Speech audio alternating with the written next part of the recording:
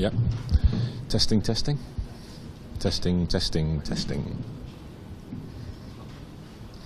Okay, welcome to the penultimate match here at the Heston Hyde Hotel in London for the British Amateur Championship, which should be a cracking match between two of the rising talents in Blackball pool. So first of all, let's just introduce our referee, Scott McMillan.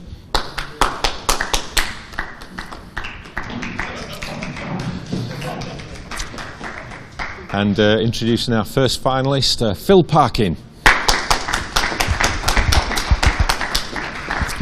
Phil, we've been here before. This is your second final this season. Yeah, looking forward to it. Hopefully do one step further this time and go and win it. Tough semi-final against Craig Brown, who's done really well in the tour this year, so you must have been delighted how you played in that. Yeah, I got my own backer from Newcastle. Lost 7-6, but yeah, I performed much better. And yeah, good. So what would it mean to you to finish the season off and win the title? Everything. Yeah, be really good. Yeah. I mean, top off a good season. Okay, well, do you know much about your opponent in the final? Yeah, he's decent, but I've got my work cut out, so yeah. Okay, well, play well in the final, Phil. Phil Parkin. And his opponent, who's looking for back-to-back victories after his success in Coventry, Michael Rhodes. Michael, you're looking to do back-to-back victories? That'd be nice, wouldn't it? I just wish I'd had a shave, like. But I forgot my razor when I come down, so it's stuck with a bit Santa Claus going on. Well, maybe that's a lucky omen for you. Maybe. You don't know. We'll find out, won't we? Good victory over Rab in the semi-final. Yeah, that's probably the best game I've played all weekend, to be honest. And I broke pillar all weekend, and that's probably the best I've queued, so I just hope it continues in the final, really. And to win back-to-back titles, what would that mean? Well, it'd be pretty special, I suppose, especially my first year playing pool. So, we'll see how it goes. And the standard in the amateur events is absolutely through the roof. Yeah, it's frightening. I mean, you could probably about 30, 40 players who deserve to be pros, but everybody can't be, so it's nice to get through the pack. Okay, well, play well in the final, Michael. Cheers, Michael Rhodes. Okay, it's a race to 7 frames for the title, so I'll hand you over to Simon Webb in the commentary box.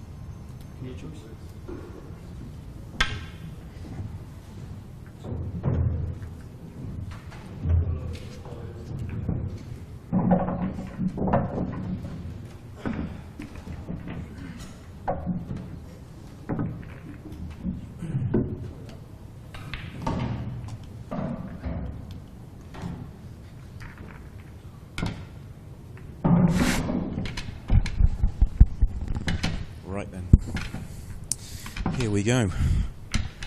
Amateur final coming up. We're absolutely delighted to get this match on the stream.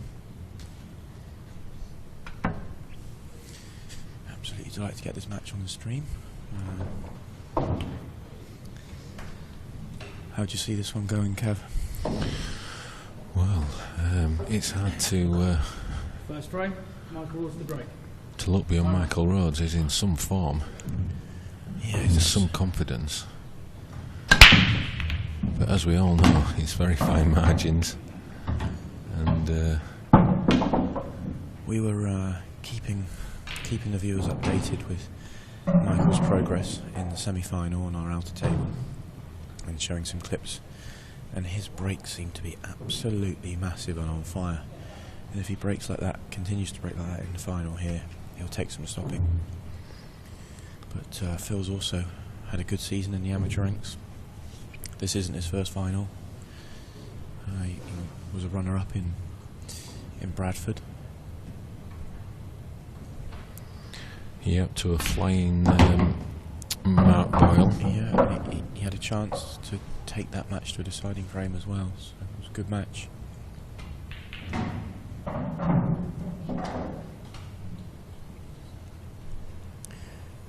We'll also continue to just keep you updated on the progress of the second professional semi-final on the outer table. We'll dip in and out of that from time to time as well. It's currently 5-3 to Clint Jansen.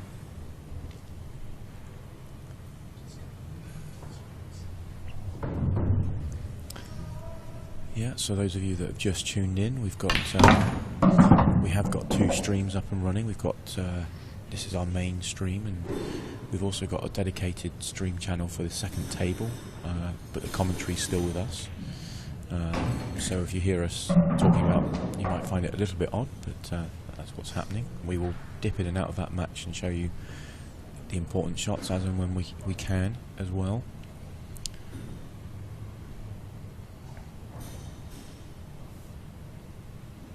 Tricky plant this. The problem as well is the yellow. The yellow that he's using, that he's hitting, to go towards the right hand side rail and get tied up with the red.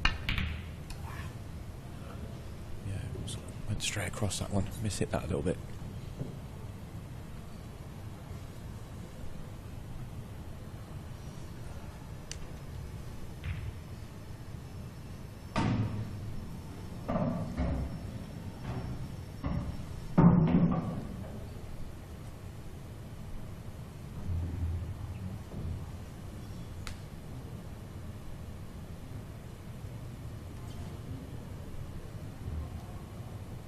Seconds.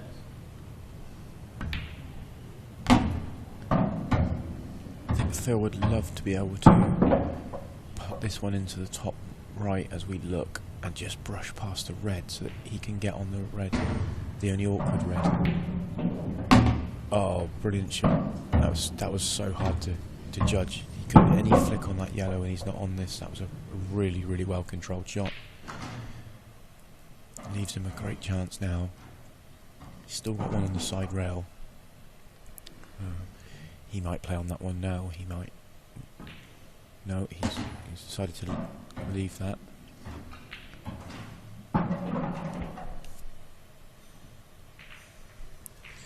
We can just update you that Clint's moved 6-3 ahead in the professional semi-final. There's a sense of inevitability the way Clint's playing. He is the man in form. He's shown that over the last couple of tours. A little surprised he played to move that, but he's absolutely played it to perfection. Really has.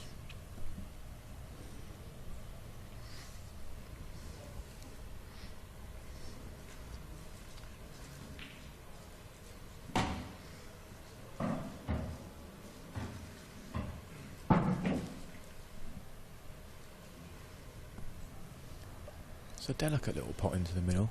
Shouldn't have a problem, but it is delicate. So if people are looking for the second stream, how can they find that, Simon? So the second stream, so you need to go to the IPA Pool YouTube channel, and you will see 2 live streams in there. One is for this dedicated stream channel, and the second stream channel will also be there. And it's called IPA Table 2. That makes sense. Yep.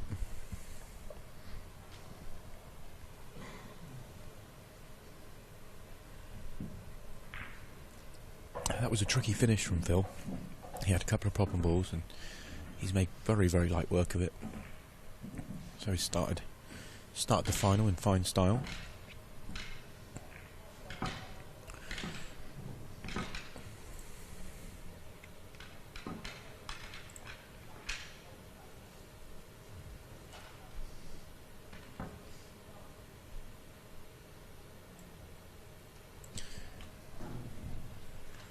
Kev, do you know, as I was just coming back to the arena as the first break happened, do you know if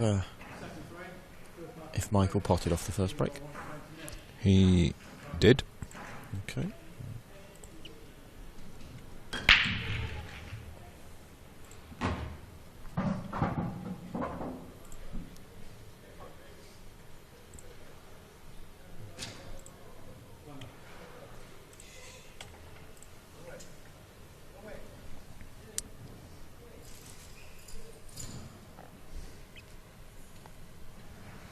Do you think it's right, Kev, that we've got a shot clock in operation here, but if you want to have the white cleaned, or a ball cleaned, the clock gets stopped. It's a way of buying yourself an extra 20-30 seconds, if you should so choose. Yes. I think as long as it's not abused, and no one should ever need a white ball cleaned more than once in a frame. So it's just using the rules to your maximum benefit. I don't have an issue with it. Just find it sort of a slight oddity. You can see in the background there, as we watch Phil walking around working out what he wants to do, you can just see in the background there the outer table that we've been talking about.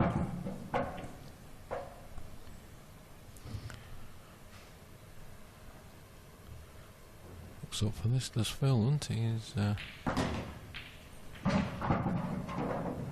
He's not holding back, he's punching them in with a lot of confidence. Yeah, I was just keeping half an eye on his semi-final, as I could see it's the closest table to the commentary box, and there was a slightly nervy end to the end of the semi-final. I don't know if he's just had a slight kick there, so he's getting the white clean for the second time in the frame. But it's slightly nervy end in the penultimate frame. A couple of missed chances from both players, but a nice decisive finish to win the match. 7-5, I think it was in the end. That was 7-4. So he certainly started this match confidently. If he doesn't pop the one along the top rail now, he'd have to come back up for it. So he is taking it now, and he's hit it thick. So.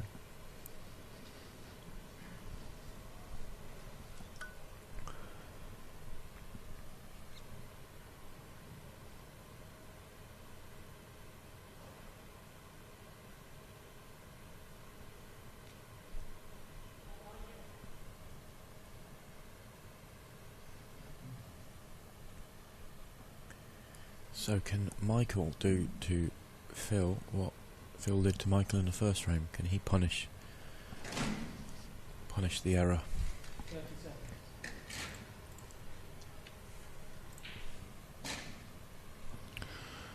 John McAllister's just missed a long straight one into the top left corner. He wouldn't have missed that earlier when he was playing on the stream table.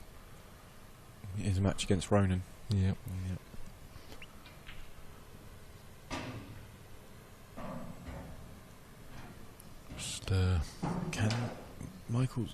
He's finished a bit awkward there. Do you think he can pop the one to the left centre? He can flick this in.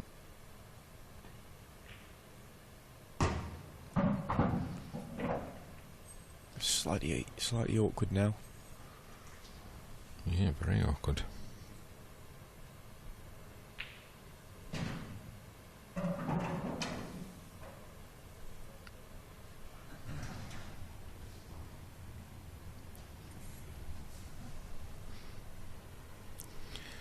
So I hope you're all enjoying watching the amateur final. We don't always get a chance to show it, but we've got that opportunity here, so we've taken it. Good cueing there. Looks like he... Obviously, if he's played for the skill shot, the red's a long way from the edge of the pocket, so I don't think he has. He's got the one into the centre. It's a thin cut. Probably wants... he's played the double. Well controlled. But, for once the schedule worked our way today. Yeah, it's definitely helped having the option of the second stream, so we could dip in and out of other matches as well. But the scheduling has worked out really well for us today, so we'll be able to bring you amateur final and follow on with a professional final, which is absolutely as we'd love it in an ideal world. A bit like Phil in the previous frame, Michael's made this very, very tricky counter finish look very, very simple.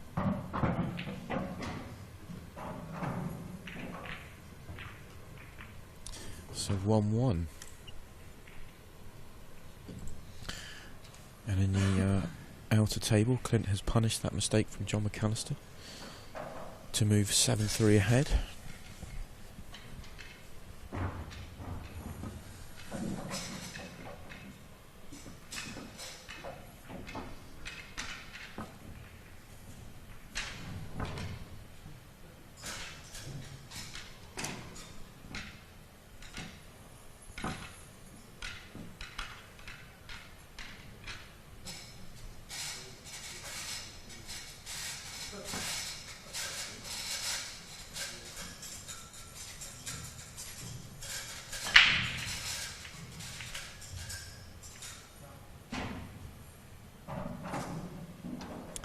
So I mentioned it, Michael's break in the previous a little earlier, and he's I think he was breaking really well in the semi-final, making lots of balls and getting big splits. He's made a ball again, got a nice split.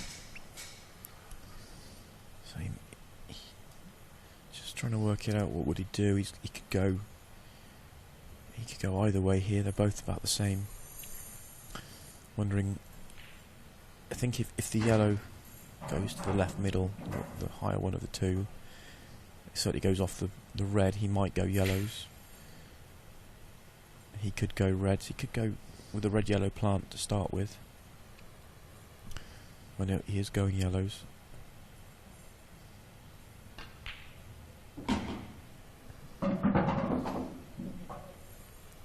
Made the pot but instantly shook his head, so I think he was playing on the red, playing on the yellow,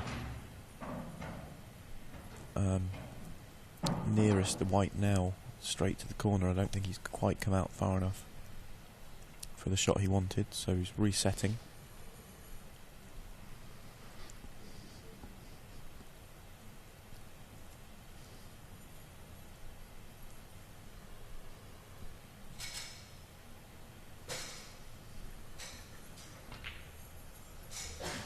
Still taking that one, but just missed it. That looked good. I thought that was going to fall, but it's just not gone in.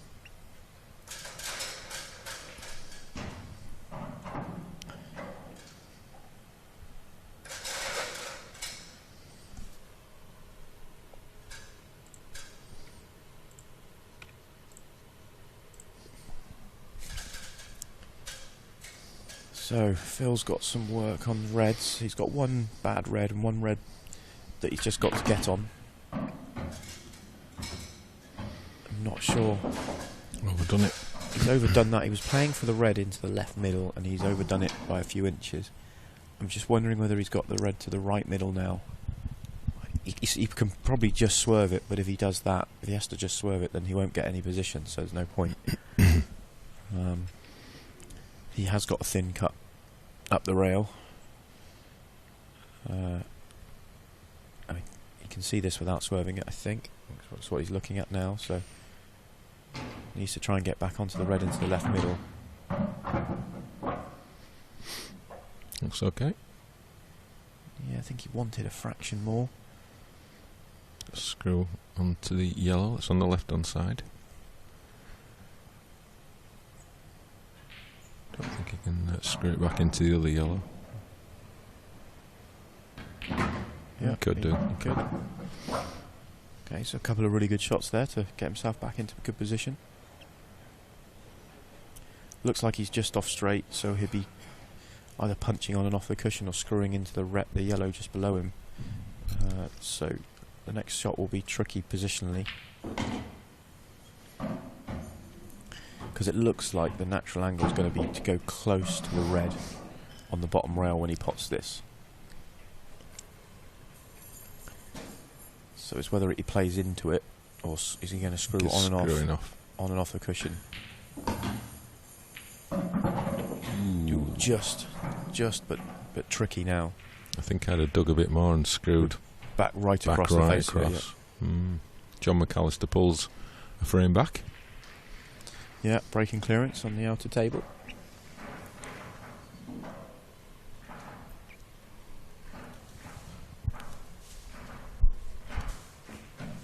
looks good. That's a great shot. Nice shot.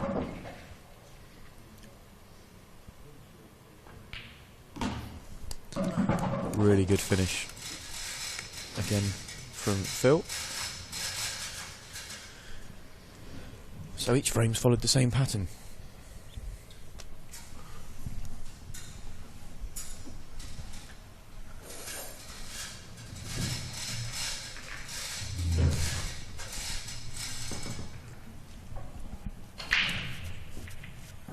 Each frame's followed the same pattern, with the player making a ball off the break, getting in and making a mistake on the finish, and the other player is counter cleared.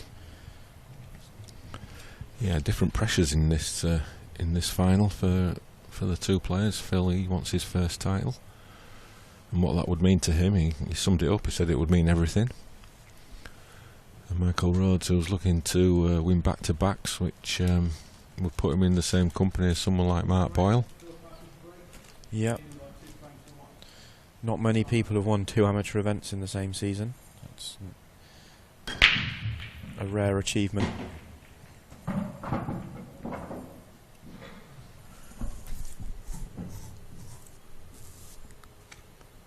He's only won 1 amateur, hasn't he? I was going to say, Mark Boyle's only won 1 amateur anyway. Won 2 opens. 2 opens and 1 amateur. So yeah, it would surpass the feats of Mr. Boyle. I mean, we know the strength and depth of the amateur game, and for anyone to win 2 events is pretty good stuff. It's very, very impressive.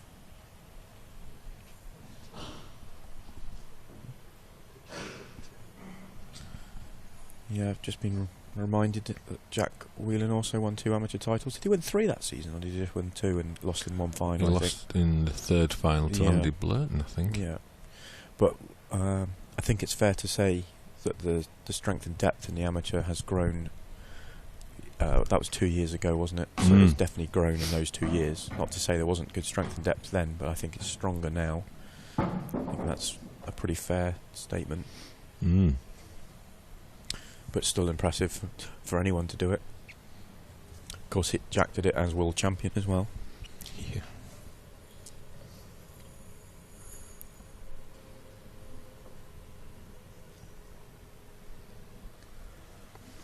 So Dada 147 is how you get from amateurs to pro.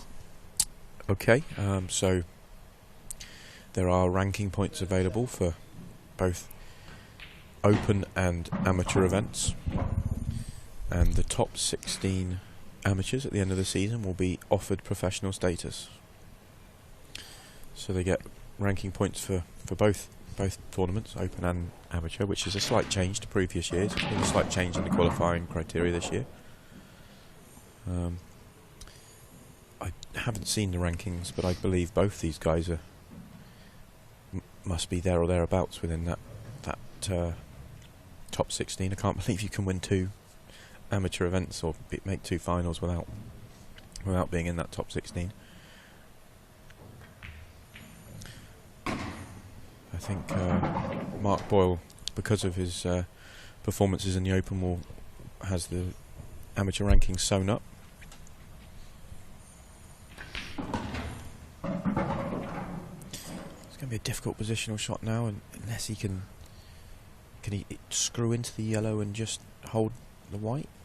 2 rails. Oh no. Oh, that's a power shot. Just wanted to catch the top yellow, not both. I thought he might have spun that round off 2 rails because he had a nice path to get into that. So the sort of pattern of the match continues. The player makes a ball off the break, makes a mistake.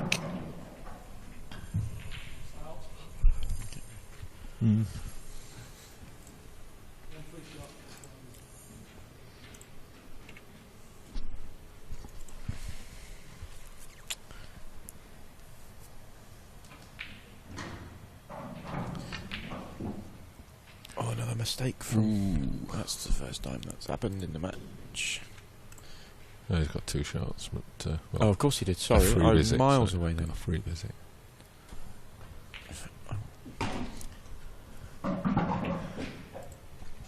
If we can just quickly cut to camera 6, we're just going to jump to the outer match, because this is for the match And he's missed the rattled one it. down the rail. Has the tide turned in that match?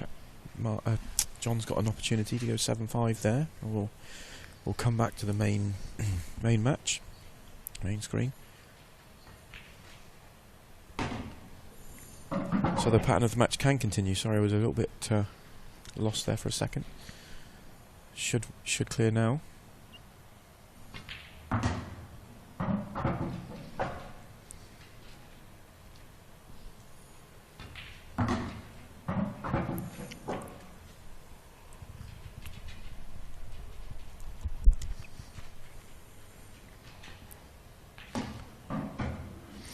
Nicely played.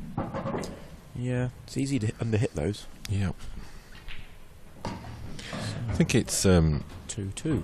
shows the consistency of the cloth. You know, it's not like slowed down because it's had a lot of use over the weekend, Yeah. or, you know, like a napped. It's just keeps playing the same Yeah. pace. I think it's one of the major advantages is that the cloth plays not only the same table plays, you know, consistently throughout the weekend, table to table as well.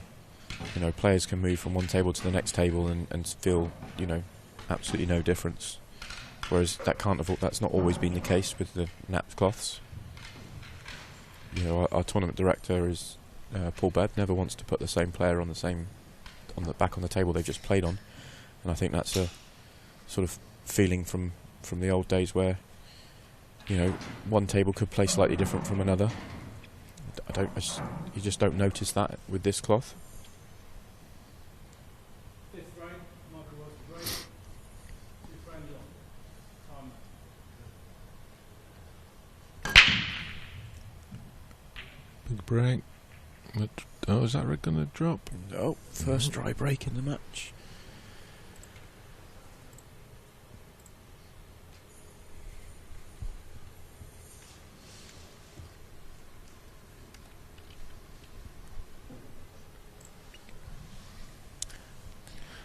A lot of tension there in this. You know, it means a lot to these guys. It's not every day you get into an IPA final. Can only be one winner. Yeah. No, the pressure's on. Be on the CV forever. Do you think, with that in mind, that gives the edge in this match to Michael because he's already got that on his CV? Well, they always say that.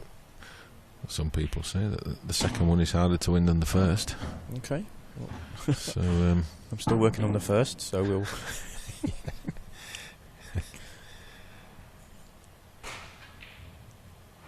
That's a great shot from John McAllister.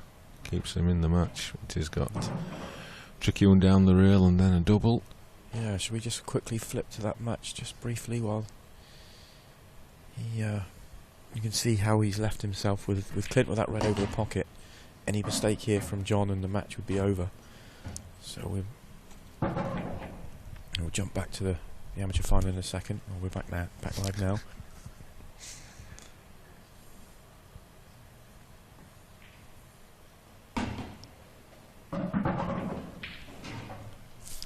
John potted that shot down the rail. Yeah. So we can just no, hang on a second. We'll let him give him some thought. Okay, he's sizing the shot up now. Yeah, so we can just flip back to that one now. It's a tough positional shot as well. Looks He good. sort of played it slowly, backed himself to make the tough black. So if we just stay with this for a second or two, we'll keep you updated with Phil on the main table.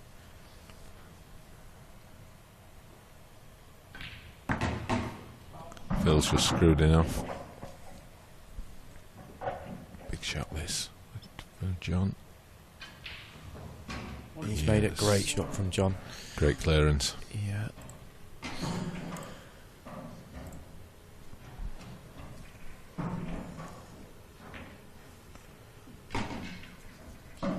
It's a lovely shot from Michael. He had the cue ball in hand, so it didn't matter if he potted it, but it was better for it to go in. Shouldn't have a problem from here, and that would continue the pattern of the match. That the first chance player with the first chance has made a mistake, and the second player has counter finished. counter-finished. Counter-finished. Counter-clearance. Counter-finishing. Counter-finishing, yeah.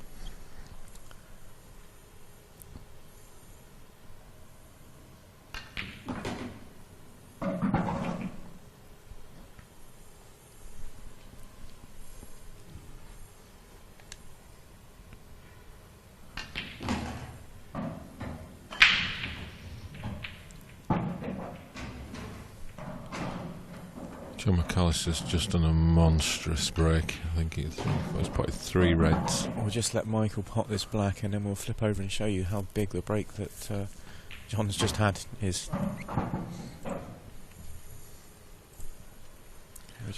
There we go. That's as he's been left after the break, so he's made 3 reds.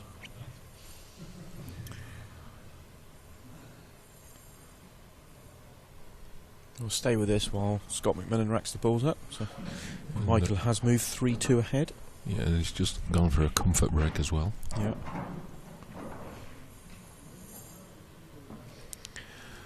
So building up to the climax of the event and the IPA Tour season.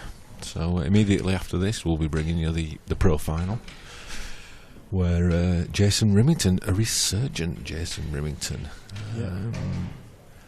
is in the final, and he's awaiting the winner of Clint and John McAllister, and which is heating up nicely because John looks a fair bet to go 7-6. Really putting the pressure on Clint now.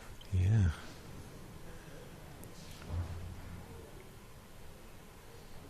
And it'll be Clint to break. So a bit of he needs that to run on. Oh, I think he's okay. It's a little bit more angle than he wanted. Actually, he's going to be very, very close to the yellow directly above the back. Is he screwing or running through his side off? He's running through 2 or 3 rails. Oh, that's nicely cued. Great shot. Nicely cued. Got to really commit to those shots.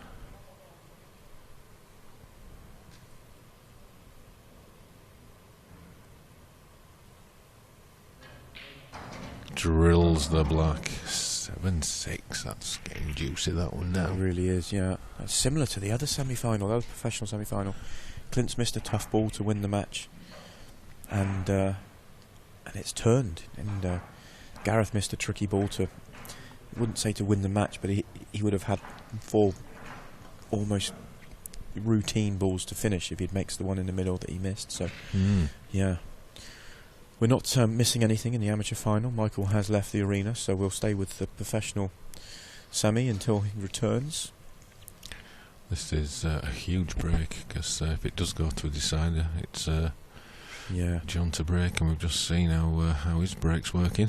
There's been a huge number of finishes from the break in this match, so if this break goes badly for Clint, it could be his last shot, and that's from being a long way ahead. He's employing the cut break. Can't hear anything. There's a red. He's made a red. He's got a great split on yellows. He's got to like that. He's got a good split on reds, but he's not got a red. So yellows, he's got one bad yellow. The yellow on the right hand side, the red blocks the path. That other than that, everything else is routine. Other than the fact it's 7-6 in the semi-final of an IPA professional event. Yeah. Nothing's routine at this stage. Nothing's routine at this stage at all. So we've been here too many times to realise that. Just wants that to pull up, just so that he could develop that other yellow. I think he's got the angle. He has. I can see from here. Oh, he's absolutely perfect. I've just stood up for a better view.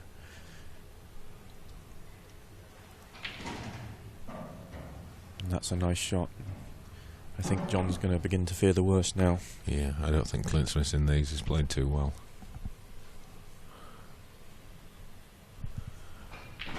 Just wondering where Michael's gone. He did the same thing in the semi-final. Disappeared for about 10 minutes. What's the rules on that then? I don't know. I did mention it to Bebby, but I don't know what the situation with it is. I was just thinking of it from a scheduling perspective. Yeah, he's on his way back now. Should we just stay with the conclusion of this professional match just briefly? think it's the last rights of the match, so we should stay with it for a Yep. minute or two. And then we can solely focus on the amateur final to the conclusion. 6 frame, full Parkin's break. Show them by 3 frames for 2.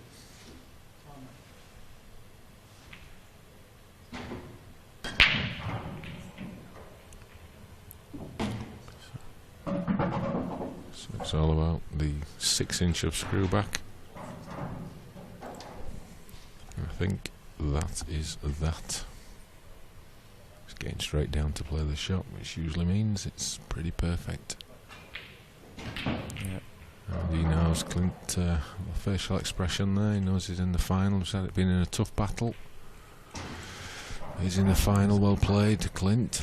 We'll see you next up in the final against Chase and Rimington. Unlucky John McAllister. Yeah, it was a great fight back from John, but you need, in those situations, you need help from your opponent when they're making balls off the break and clearing as clinically as Clint does.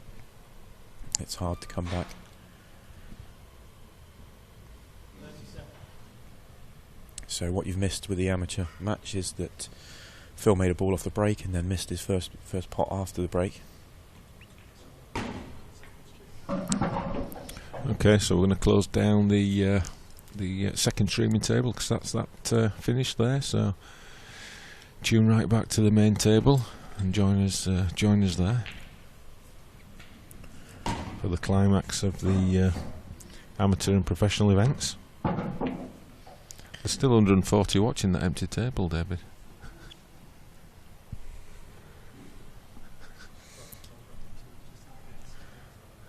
Right, Michael needs to develop the yellow on the left hand side. Can he do it this shot? Great shot, great shot.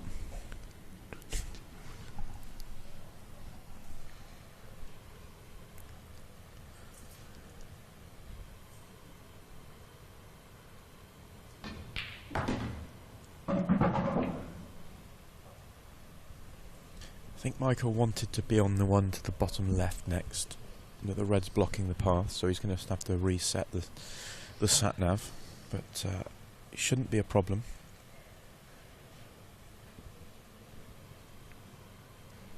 He will have a little bit, so if he takes the one to the left middle now, he's going to leave himself sort of 3/4 ball on the yellow over the left bottom pocket. He's going to have a little bit of traffic to avoid, but there's acres of space between it. Yep. He sort of wants to swing the white round to where, almost exactly where it is now. He's looking at taking the yellow first, because there's more margin of error to get onto the black, which is probably sensible. He could just drop this in one cushion and play for the black to the top right, rather than the right middle. But he's got enough room to swing around. This looks perfect. Yeah.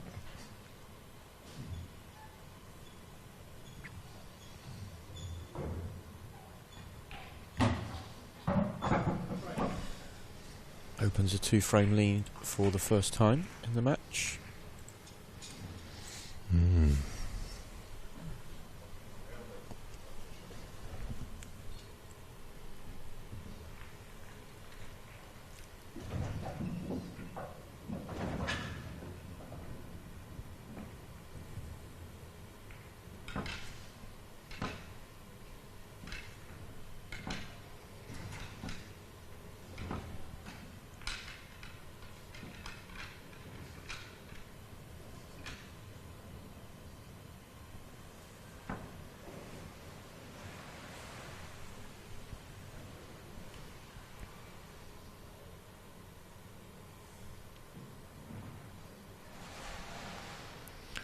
So I hope you're enjoying watching the amateur final. I was saying earlier, the schedule's sort of worked in our favour a little bit this time, so we're able to bring you it. Massive break. Massive break. That's how he was breaking in the semi-final, just crunching it. Balls flying everywhere, making 2-3 balls at a time. He's only made one this time, but still a huge break.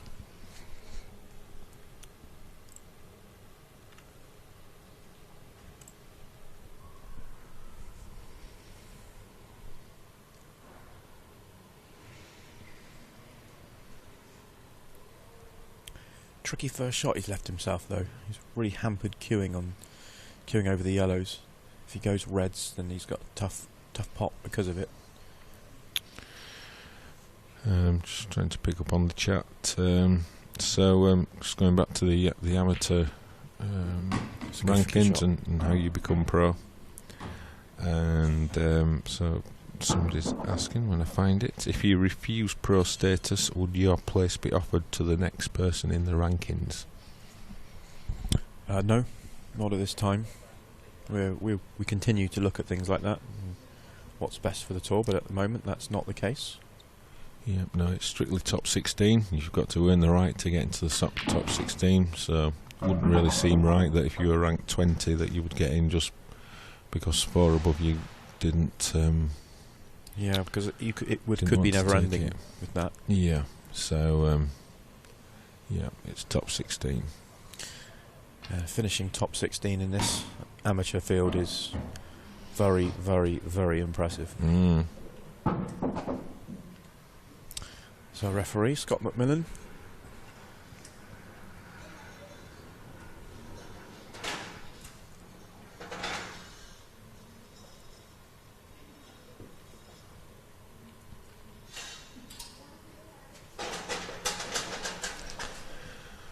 So yeah, it's an all knots final. Jason Remington and Clint Ianson. But there were no love lost on the table. No, not at all. Good friends off it, but not at all. Be wanting to bash each other up.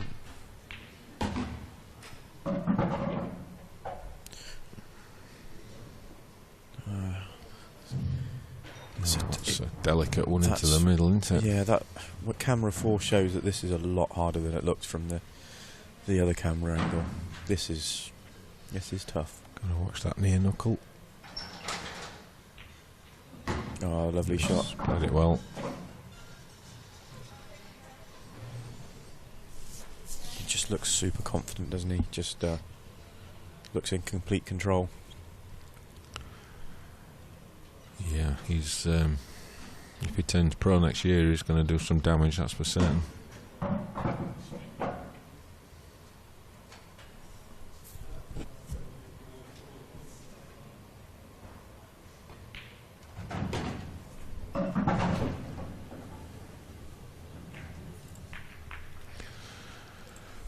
Two lead in a race to 7. That's, Phil's going to need to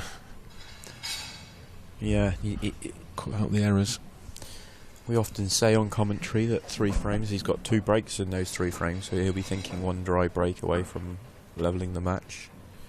He wants to make a ball off this break and respond with a break finish of his own, and then he'll need some help from Michael with a dry break of some sort, or a mistake of some sort, I should say. Just going back to the amateur pro thing, there is a cap on pros, so all the numbers that we'll have. So over the next 2 years, we will cap it at a suitable figure, which maybe 96, maybe 64, but it'll be there or thereabouts. And then after that, once we reach that limit, there'll be some sort of promotion and relegation system, which is something that we need to agree. We've not planned that far ahead yet, but it's something that we need to look at. Yeah, conversations for the future, decisions to be made.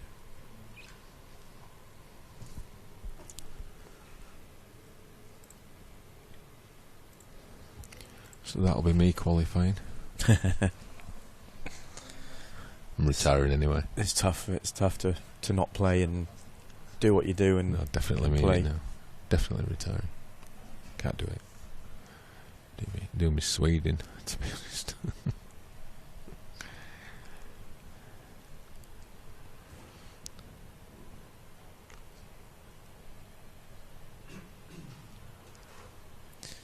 So Phil's made a ball here, but it's tricky.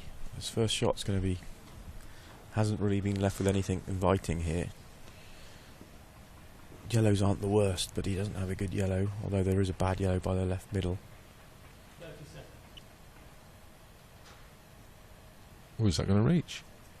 The white's reached, but the pot hasn't. Yeah, it didn't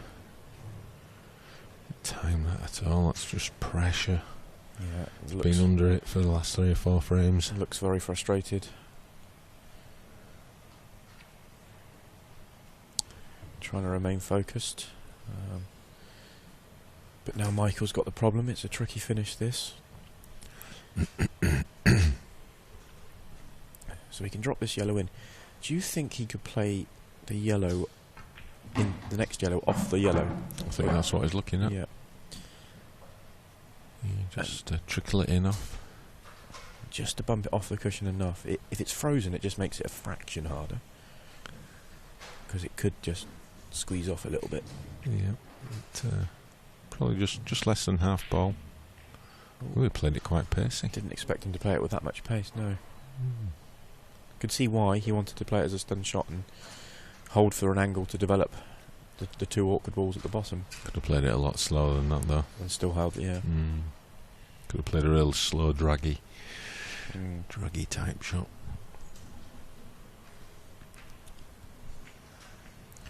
Phil's got a good angle now to develop. Decided against it, wants the one on the rail first. I think that red nearest the sort of black spot in the middle of the table needs to be developed. I don't think he can pot it anywhere. Maybe to the... Quick question for David. What we're showing on table 2 at the moment?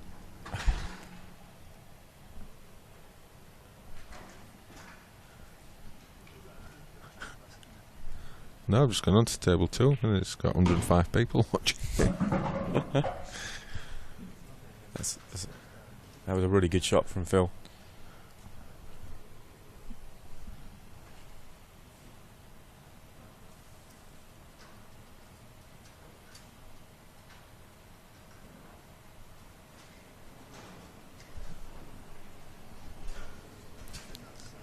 Must be the semi-final, is it? That's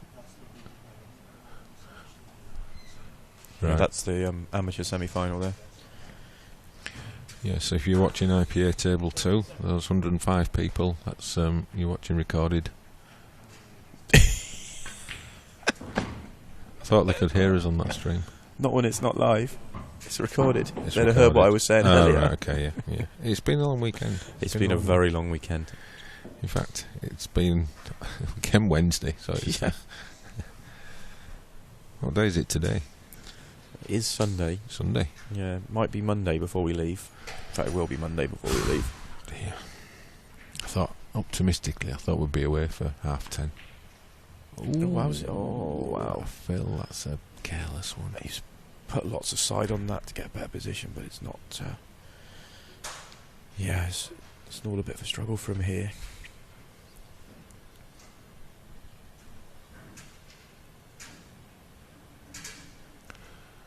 Yeah, he was just trying to make sure he's concentrating on leaving the angle. The pot was... Oh, Michael's missing now. Well, it's catching. It's catching. There's some pressure out there. Yeah. Got to remember these guys are not used to playing on the stream under all these lights and all these people watching, and yeah, I can vouch for how tricky it is to play on the stream for family and friends. For a first time, or I don't know if they've played on it before, but yeah, it's not. It's a different ball game. That's a good shot. Beautiful cueing. That's a great shot, especially after the shot he's just missed. That's a brilliant shot.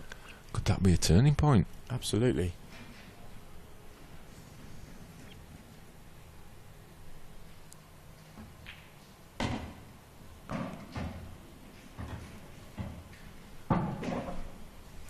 Almost looks like he's walking around the table with more purpose after that shot as well. It's, he's a punchy kind of player, isn't he? He likes to, yeah. He's just going. Yeah. It's Phil's turn now for Phil's turn now for some comfort. Yeah, I always. Really?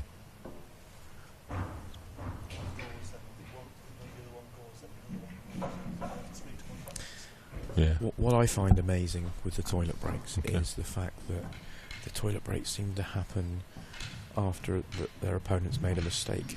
I always need the toilet after Are, the are opponent's you made a trying mistake. to imply that No, there's no. some sort of psychology? Not at all. I'm suggesting Phil needs the toilet and he's gone. I'm just saying that it's amazing how often that happens after a after a mistake. Does adrenaline make you go to the Yeah. to the toilet more frequently? Yeah. Yeah. Well, I need to now.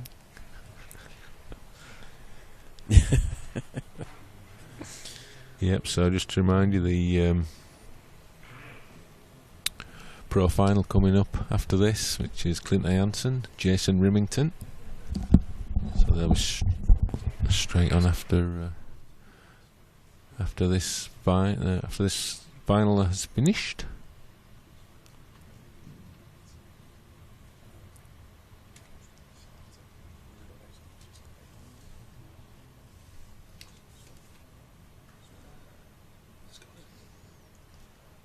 What's the Wi-Fi been like this weekend? This morning, maybe.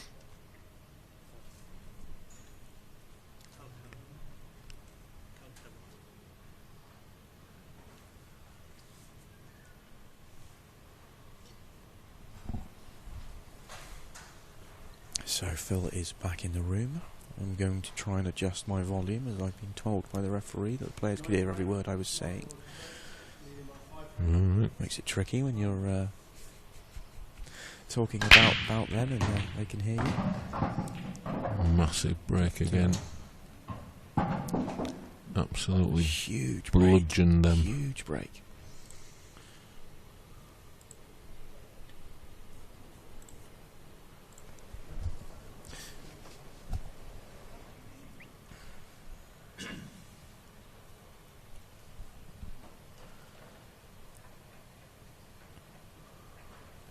I think he wants to go yellows here.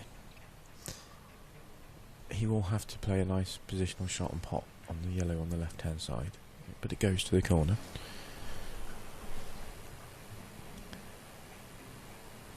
He just wants to be careful when playing this shot that he doesn't, I was going to say, he doesn't hit the black too far towards the red on the bottom left, but he's missed the black completely. So that yellow's now a problem ball. I don't know. I think camera 4 shows it's tight. What do you think, Kev? Do you think that ball next to the black goes to the corner? Yeah, I'd say that does. It's tight, but I think it probably does. He's on the one down the rail now, the toughest ball he's got. But the white's going towards the red, so he really needs to cue this one really well.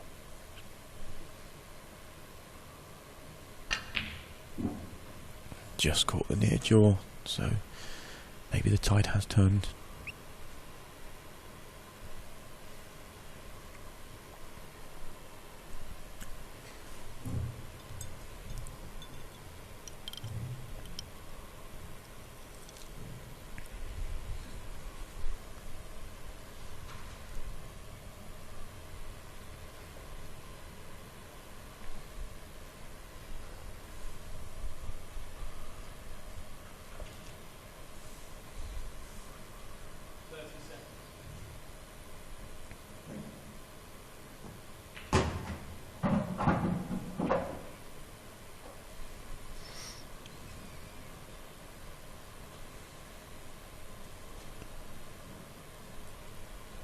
For Phil, it's the red on the right hand side by those two yellows. How difficult is that? How can he get on that ball?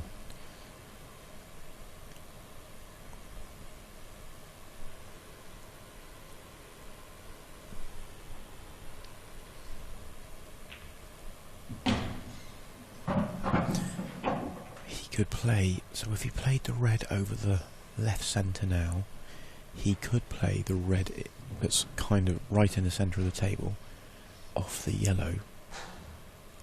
So he could play that ball off the yellow now, and the yellow will then go on and kick the red down the rail. I don't know if that's what he's playing, but he could. No, he's just playing it in, so he's going to play. So the red that's on the right hand side is his last ball, and he's going to play it off the yellow into the centre. That's a tricky one. It's not easy. if we just flip the camera for now, you can see, because the yellow's quite low, it's below the knuckle of the pocket, that's actually giving a really tough shot. If that yellow was 2 inches higher, it would be, you know, almost guaranteed, but from where it is, that's not easy.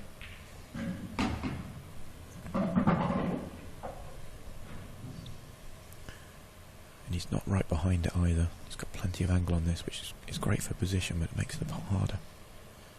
This is very, very delicate. Oh, he's made the putt but lost the white. Adrenaline got the better of him.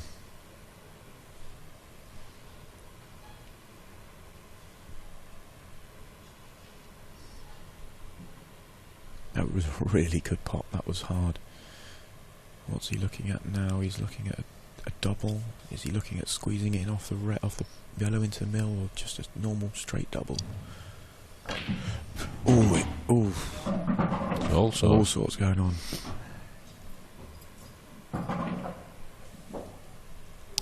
Frustrating timing for Phil there. He was really starting to get the momentum and get his tail up. Michael with a couple of mistakes.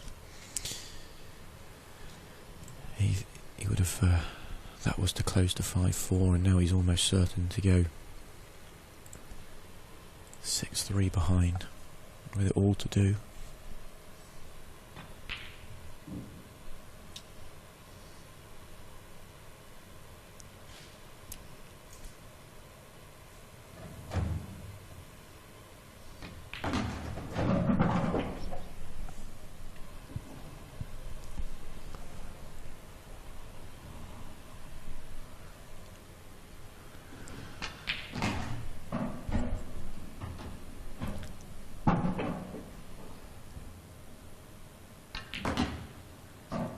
Michael's making light work of this. And they were all there and no mistakes. So puts him one away from the trophy, which will be back to back if he makes it. An incredible achievement.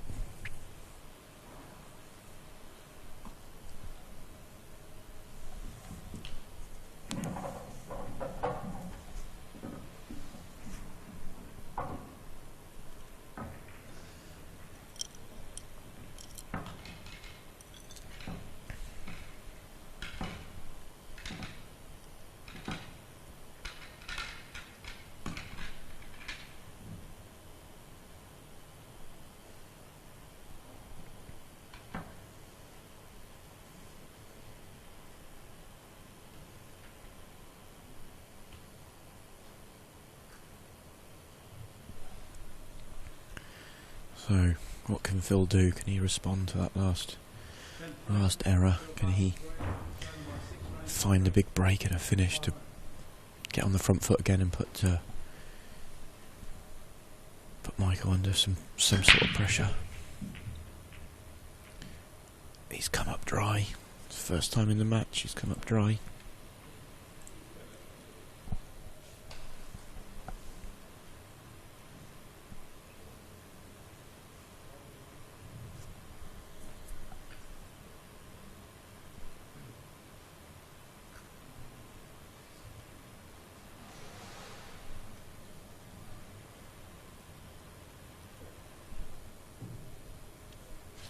Looks like he's playing the red onto the yellow.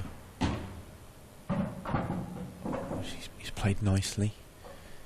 It looks like it's come out really awkwardly, because I don't think either of those two yellows now go in the middle pocket. And if that's the case, then it's really awkward, that area. He was hoping that would just leave both of those potable.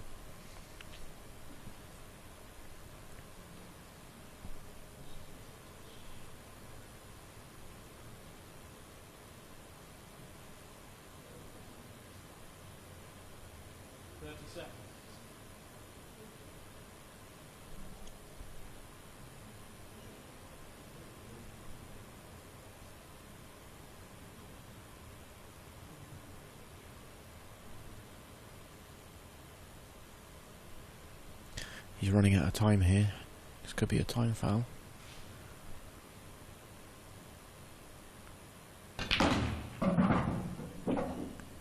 just in time.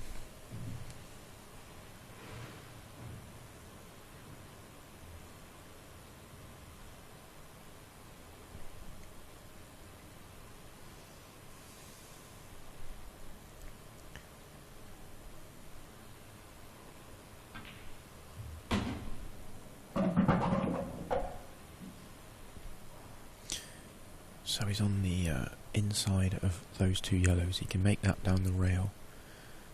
Looks like positional side of this shot is delicate. That's why he's played the safety. Covered the pocket, gone for the snooker, and he's called for total snooker, and Scott McMillan's just having a look, our referee. Total snooker is called.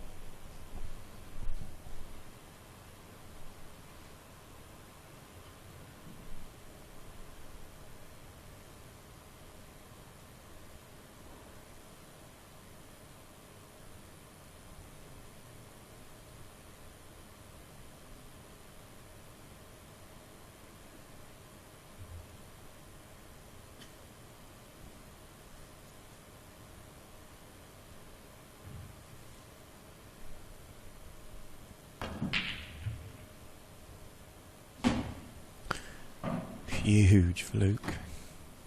He was playing off the cushion 3-ball plant in the middle, 4-ball plant in the middle, and ended up making it in the corner.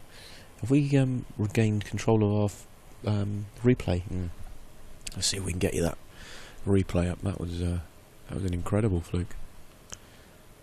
Every chance, if he doesn't make a fluke there, if he doesn't make a ball from that snooker, there is every chance he does not see the table again and Michael clears up. So it will really hurt if he could go on and actually win the frame off this visit as well. He's got one really awkward ball in the bottom of the table to negotiate. And that's not gone well.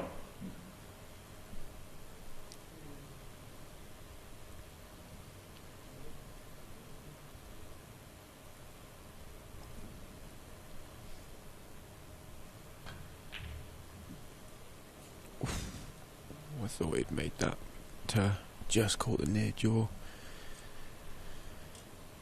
And here it is, Michael does have an opportunity to win the match. I was just needs to hold himself together. And his turn now to get the white clean.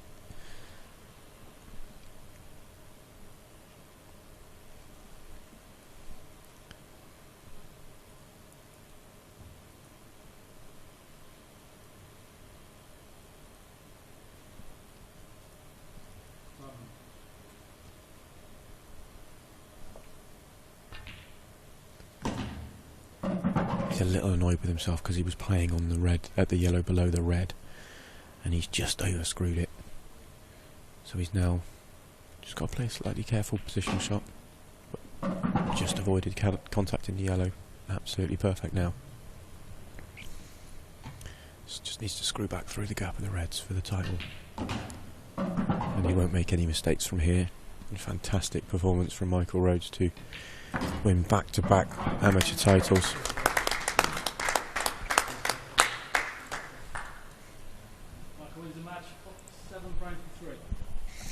So we're just going to, our chairman's going to go in for a quick presentation, and then a little bit after that we will have the professional final for you, so stay tuned guys.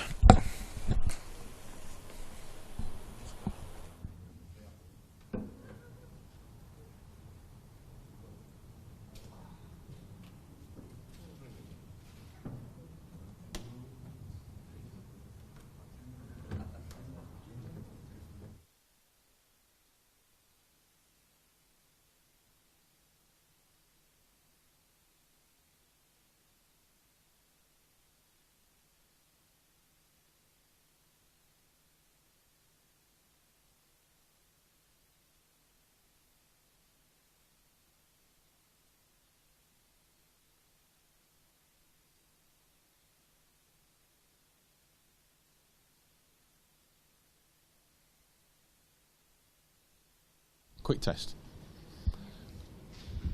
Oh, yeah. Quick test. Slow test.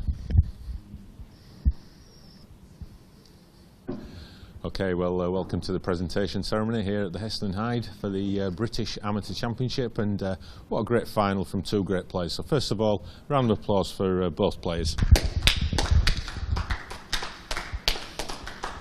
On this occasion, unfortunately for him, the second time this year, but still a great performance, our runner-up, Phil Parkin. Phil, just didn't quite happen for you in the final. No, I just didn't get going like I've been.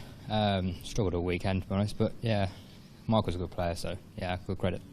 So your second runners-up title, I know you really wanted to take the winners' trophy home, but just wasn't quite meant to be. But overall, a great season. Yeah, great season. I think I got my pro status this year from next year, so fingers crossed. So yeah. Well, we'll be doing the points tonight, and they'll be out on the website tomorrow. So you'll be eagerly anticipating to see where you finished. I'll be waiting. Yeah, definitely. Okay. Well, unlucky Phil, you played well all season. Congratulations, Phil Parkin. Well done, Phil Parkin, everyone. But our winner, back to back, after his success at Coventry, Michael Rhodes. Michael, this is getting a bit of a habit. Well, it's easy, to be honest. You know, it's just what I do. no, it's hard. You know, you need a bit of luck all along the way. Obviously, you know, short races are 7, but you know, Phil got off to a good start there. And to be honest, I thought I was going to go like 3-0 down or something like that. And if it went like that, it might have been a different story. But I managed to pinch 2 all, and I managed to get myself ahead after that. And I managed to stay ahead, so that was good for me, obviously. So does this mean more to you than the first one? Because you know it's harder to win a second title. No, it was easy to win this one because the first one was more pressure. You know, so I had a few beers as well, so I was dead relaxed in that. Did you feel a different kind of pressure in this final than the last one because you'd won the first? Was there a bit more expectation this time?